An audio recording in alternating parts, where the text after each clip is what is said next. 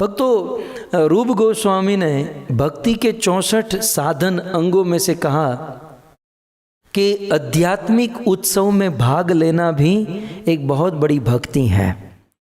इसलिए जब भी कोई उत्सव आते हैं तो उस उत्सव का मूड होना चाहिए। और वे मूड कैसे बनेगा? उस उत्सव की महिमा को हम सुनेंगे।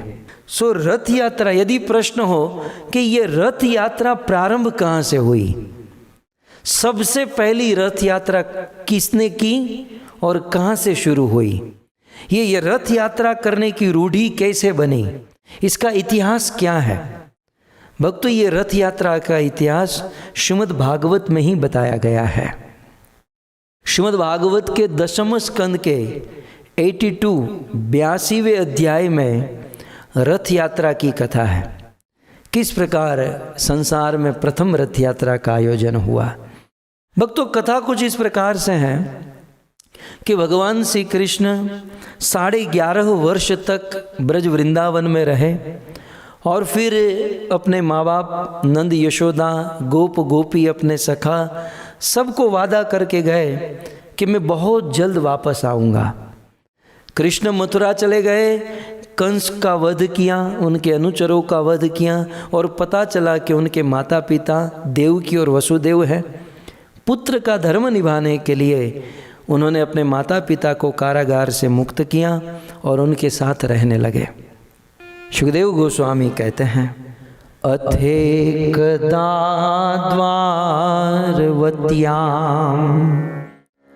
वसतो राम कृष्णयो सूर्यो पराग सुमहान सूर्यो पराग सुमहान आसित कल्पक्षये यथा आसित कल्पक्षये यथा। परीक्षित, एक समय की बात, कृष्ण और बलराम द्वारवत्याम वसतो, द्वारिका में बस रहे थे, रह रहे थे। और उस समय अथ एकदा, एक समय सूर्योपराग, सूर्य ग्रहण लगा। और ऐसा सूर्य ग्रहण, देखिए योग तो देखिए, ये श्लोक में क्या लिखा है, सूर्योपराग सुमहान आसित कल्पक्षये यथा। कल्प के समय, कल्पक्षये अर्थात एक कल्प समाप्त होने के बाद जब प्रलय होता है और प्रलय के समय सूर्य ग्रहण लगता है, सो कल्पक्षये, कल्प के अंत में जो सूर्य ग्रहण लगता है वही सूर्य ग्रहण उस दिन लगने वाला था। और द्वारिका के बड़े बड़े ब्राह्मणों ने, केवल द्वारिका नहीं पूरे भारत के भविष्यवेत्ताओं ने यह जान लिया और सबको पता चल गया कि सूर्य ग्रहण लगने वाला है। और सूर्य ग्रहण के समय पवित्र कुंड, नदी, सरोवर में स्नान करना ये बड़ा उत्तम माना जाता है, ये बड़ा पवित्र माना जाता है।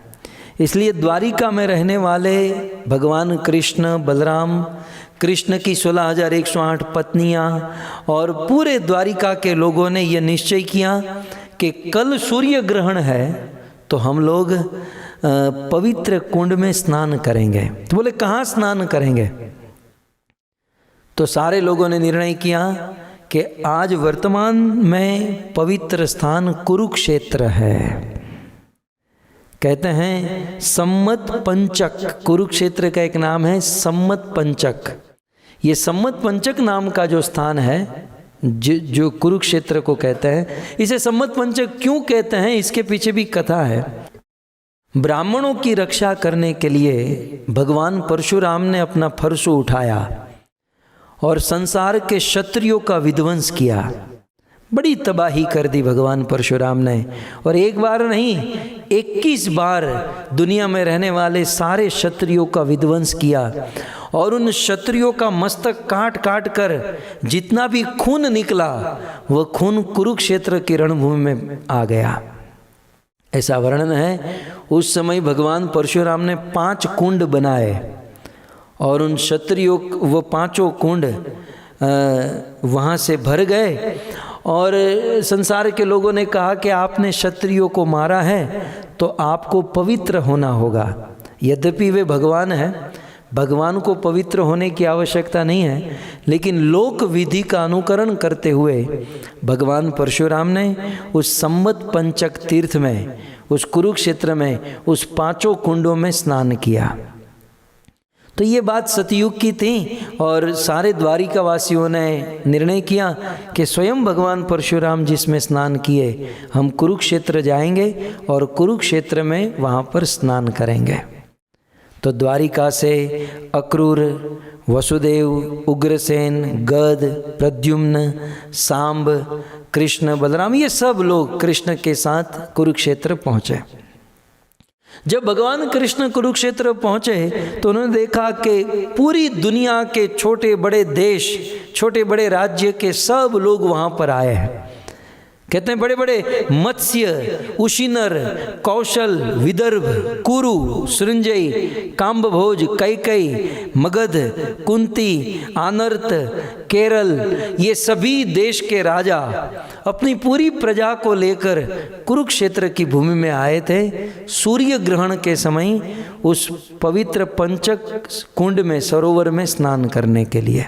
तो इस प्रकार से सब लोग आए। ब्रज में नंद बाबा, यशोदा मैया और सारे ब्रजवासियों को भी जब ये पता चला कि सूर्य ग्रहण है और पवित्र नदी कुंड में स्नान करना चाहिए, तो ब्रजवासी भी उस समय कुरुक्षेत्र में आए स्नान करने के लिए। अब वहाँ तो बहुत बड़ा मेला लग चुका था और उस मेले में सब लोग कृष्ण का दर्शन करना चाहते थे। जितने भी राजा, जितने भी स्टेट से लोग आते थे, कृष्ण को मिलकर कृष्ण का दर्शन करके जाते थे। अब नंद बाबा के मन में हुआ कि मैं भी कृष्ण से मिलूंगा। कई दिन बीते, कई दिन हुए, कृष्ण हमको छोड़कर गए हैं और आज ये सूर्य ग्रहण के बहाने इस अवसर में हमें कृष्ण का दर्शन करने का अवसर मिलेगा। नंद और यशोदा बिल्कुल गरीब होकर, दरिद्र होकर, एक दरिद्र की भांति बड़े ऐश्वर्यमयशाली। अब कृष्ण तो राजा थे द्वारिका नगरी के, बहुत बड़े, और कृष्ण के आजू बाजू में बहुत सारे सैनिक, सैन्य और बहुत अंतपुर में भगवान श्री कृष्ण थे। और नंद और यशोदा भगवान श्री कृष्ण के जो सैन्य दल, जो द्वारपाल थे, वहाँ जाकर बैठ गए। एक दरिद्र की, एक भिक्षुक की तरह ये दोनों बैठ गए और झोली फैलाकर कहते हैं कि बहुत दिन हुए हमें कृष्ण का दर्शन हुआ, क्या हमें कृष्ण का दर्शन मिलेगा? बोले आप हो कौन? अभी लोग जानते नहीं होंगे, आप हो कौन? बोले कृष्ण को अंदर जाकर कहो कि ब्रज से, वृंदावन से नंद और यशोदा आए हैं। वो द्वारपाल अंदर गया और भगवान कृष्ण सोने के आसन पर बैठे थे और कहा कि प्रभु आपको मिलने के लिए ब्रज से नंद और यशोदा आए हैं। भक्तों, नंद और यशोदा की बात सुनकर भगवान कृष्ण दौड़ने लगे। उनका उत्तरीय गिर गया, बाल बिखर गए, मुकुट गिर गया और कृष्ण को कोई सुध-बूध नहीं रही और दौड़कर अपने माता पिता के पास गए और माता पिता को चरणों में प्रणाम किए। नंद ने गले लगाया, यशोदा ने गले लगाया। कई समय से कृष्ण के विरह में आतुर थे, रो रहे थे। आज सूर्य ग्रहण के समय इस कुरुक्षेत्र की भूमि में नंद, यशोदा और उनके बेटे कृष्ण का मिलन हुआ। यशोदा तो बच्चे की तरह कृष्ण को मनाने लगी कि कृष्ण तू हमें छोड़कर चला गया है। निश्चित कृष्ण, मैंने तुझे एक दिन उखल के साथ बांध दिया था, इसलिए तू छोड़कर चला गया है ना। दोनों हाथ जोड़कर कहती है कि बेटा मैं वादा करता हूँ, मैं वचन देती हूँ कि आज के बाद कभी तुझे उखल से नहीं बांधूंगी। एक बार तू व्रज में वापस आ जा। कृष्ण तू जब रात को सोता है तो लोरी सुने बिना तुझे नींद नहीं आती। कृष्ण तुझे कौन लोरी सुनाता होगा, तू कैसे सोता होगा? कृष्ण हम दोनों से यदि कोई गलती हो गई हो, नंद और यशोदा दोनों हाथ जोड़ करके हमें क्षमा कर दो, लेकिन कृष्ण वापस आ जाओ। इस प्रकार से नंद यशोदा ने, जब नंद यशोदा इस प्रकार से चर्चा कर ही रहे थे, तब तक कृष्ण के श्रीदाम सुदाम ये सब सखा आ गए। अब तो ये सखा बड़े बड़े हो गए, इनकी शादियां हो चुकी हैं। ये सारे सखा कृष्ण के पास आए, अरे कृष्ण आप हमें छोड़कर चले गए, अब हम कैसे जिएंगे ब्रज में, हम आपकी राह देख रहे हैं। इस प्रकार से सारे सखा कृष्ण से मिले।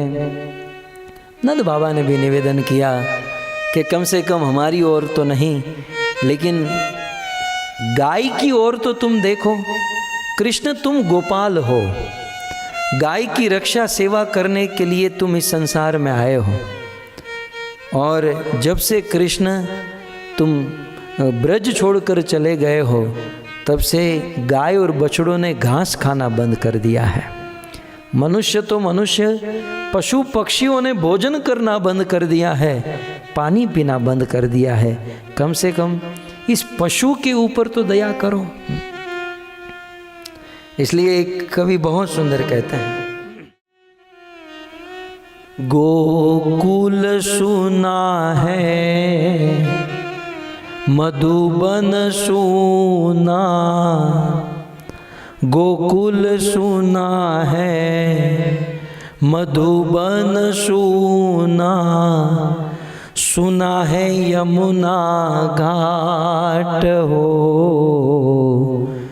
सुनी फिरे सब गावरिया, मोरी नींद गई मोहे चैन नहीं गए, श्याम कुबजा पास हो, दर्शन बिना भई बावरिया, मैं तो दर्शन बिना भई बावरिया।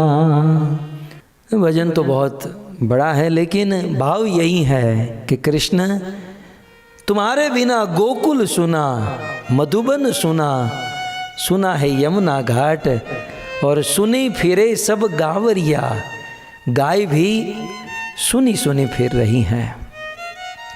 इस प्रकार नंद यशोदा और सारे गोप सखाओं के साथ चर्चा चल रही थी। भक्तों, उस समय लाज मर्यादा हुआ करती थी, और जब ये चल रहा था तब गोपियाँ भी आई थी, राधा रानी भी आई थी। राधा रानी और सारी ललिता विशाखा सारी गोपियाँ आई थी, और दूर से कृष्ण को देख रही थी। ये जो सारी चर्चा हो रही थी ना, इन सब को दूर से देख रही थी। कृष्ण इन सब को छोड़कर गोपियों के पास गए, और गोपियों से एकांत में कुरुक्षेत्र में ये सूर्य ग्रहण के समय मिले। गोपियाँ कहती हैं, कुब जाने कछु कामन कीना, शाम को बस कर लीना, कुब जाने कछु कामन कीना, शाम को वश कर लीना, बिरहा अगन खूंचत है सीना, कैसे होगा जीना, बिरहा अगन खूंचत है सीना, कैसे होगा जीना हो प्यारे, कैसे होगा जीना। गोकुल सुना है मधुबन सुना, सुना है यमुना घाट हो, सुनी फिरे सब गावरिया। गोपियाँ कहती हैं, कृष्ण हमारी सेवा में क्या कमी रह गई? कुब्जा ने तो ऐसा क्या कर दिया? इन मथुरा वासियों ने आपको ऐसा क्या दे दिया कि आप हमें छोड़कर बस चले ही गए? आप कृष्ण, आप वादा करके गए थे कि आप बहुत जल्द वापस आओगे। कृष्ण, आप वापस आ जाओ। भगवान श्री कृष्ण ने कहा, कि मैं द्वारिका का राजा, मेरी बहुत रिस्पॉन्सिबिलिटी है और मुझे वापस जाना होगा। भक्तों, उस समय उद्धव और सात्यकी और द्वारिका से आए हुए अब ये बात करते करते करते बहुत समय बीत गया और कृष्ण को अब कुरुक्षेत्र से द्वारिका वापस जाने का समय हो गया। अब सब लोग पूरा साथ सामान तैयार है और कृष्ण को बार बार बुला रहे, कृष्ण चलो, कृष्ण चलो, सब तैयार है, आपका रथ भी तैयार है। कैसे भी करके गोपियों से दूर होकर भगवान श्री कृष्ण रथ पर बैठे। कुरुक्षेत्र से द्वारिका जाने के लिए कृष्ण रथ पर बैठे। और भक्तों, 5000 वर्ष पहले की ये घटना कि गोपियाँ उस रथ के पास गई, उस रथ में से घोड़ों को निकाल दिया और गोपियाँ उस घोड़े की जगह पर खड़ी रह गई और उस कृष्ण के रथ को खींचने लगी कि कृष्ण के इस रथ को कुरुक्षेत्र से द्वारिका नहीं, हम लोग व्रज वृंदावन में लेकर जाएंगे।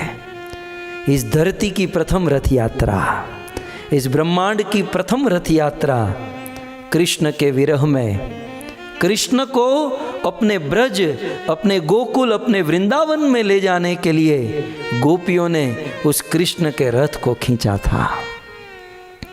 और जिस समय कृष्ण द्वारिका जा रहे थे उस समय उस रथ पर बलराम जी साथ में थे। होता ना, एक कार में 2-3 लोग बैठते हैं, तो उस रथ में बलराम जी भी साथ में थे और उनकी बहन सुभद्रा देवी भी साथ में थी। कृष्ण, बलराम और सुभद्रा तीनों इस रथ पर थे और गोपियाँ इस रथ को खींचकर हम द्वारिका नहीं जाने देगी, हम इस रथ को हमारे व्रज वृंदावन में लेकर जाएगी। भक्तों, रथ खींचने वाले भी रो रहे हैं, रथ पे बैठने वाले भी रो रहे हैं। बड़ा करुण दृश्य छा गया। बलि जाऊं सदा इस नैन पे, बलिहारी छटा पर होता रहूं, कभी भूले न याद तुम्हारी राधे, दिन रात यूं ही मैं होता रहूं, श्री राधे ही राधे पुकारा करूं, आंसू से मुख को धोता रहूं, ब्रज रानी तुम्हारे वियोग में, दिन रात यूं ही मैं रोता रहूं। ब्रज रानी तुम्हारे वियोग में, दिन रात यूं ही मैं रोता रहूं। कृष्ण भी राधा के विरह में उतना ही रो रहे थे। तो इस प्रकार कुछ दिन पश्चात रथ यात्रा आ रही है। तो भक्तों, प्रथम रथ यात्रा गोपियों के द्वारा हुई और गोपियाँ कृष्ण को खींचकर अपने व्रज में ले जाना, गोकुल में ले जाना चाहती थी। इसलिए हम भी जब रथ यात्रा के दिन रथ यात्रा में भाग ले तो उस समय गोपियों का भाव होना चाहिए। जैसे गोपियाँ कृष्ण के रथ को खींचकर अपने गोकुल में ले जाना चाहती हैं, ठीक उसी प्रकार जब हम जगन्नाथ जी के रथ को खींचते हैं तो उस रथ को खींचकर, गोकुल का दूसरा अर्थ होता है गो माने इंद्रिया, कुल माने समूह। वो तो गोकुल है ही, ब्रज वृंदावन तो गोकुल है ही, लेकिन हमारे शरीर को भी गोकुल कहते हैं। गो माने इंद्रिया, कुल माने समूह, इंद्रियों के समूह को गोकुल कहते हैं। जैसे गोपियाँ कृष्ण को खींचकर अपने गोकुल में ले जाना चाहती थी, वैसे हम भी जब रथ यात्रा में जगन्नाथ के रथ को खींचते हैं तो खींचकर हम जगन्नाथ को अपने गोकुल में अर्थात अपने हृदय में बिठाना चाहते हैं। तो जब भी हम रथ यात्रा में भाग लें तो इस भाव से, जैसे गोपियाँ कृष्ण को गोकुल ले जाना चाहती हैं, वैसे हम जगन्नाथ जी को हमारे हृदय में बैठाना चाहते हैं।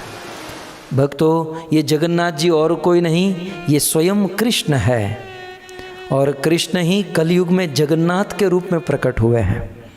ये जगन्नाथ जो है द्वारिका के जो कृष्ण हैं, द्वारिका में रहने वाले जो कृष्ण राधा का विरह में है, तो राधा विरह विदुरा, राधा के विरह में द्वारिका में रहने वाले कृष्ण का जो स्वरूप है वो स्वरूप है जगन्नाथ। और वे द्वारिकाधीश को गोपियाँ गोकुल में ले जाना चाहती हैं। हम भी जगन्नाथ जी को हमारे हृदय में गोकुल में बिठाए और हमारे जीवन को धन्य करे। इस भाव से रथ यात्रा में भाग लेना, इस भाव से रथ यात्रा प्रारंभ हुई थी। और फिर इसके बाद रथ यात्रा होने लगी। फिर मध्यकालीन युग में चैतन्य महाप्रभु आए और किस प्रकार से इसे अलग मोड़ दिया गया, ये सारी बातें सात्विक तात्विक चर्चा रथ यात्रा के विषय में आने वाले दिनों में करेंगे। अभी तो बहुत दिन बाकी हैं, लेकिन आज जस्ट प्रथम रथ यात्रा के विषय में आप सबके बीच में निवेदन किया।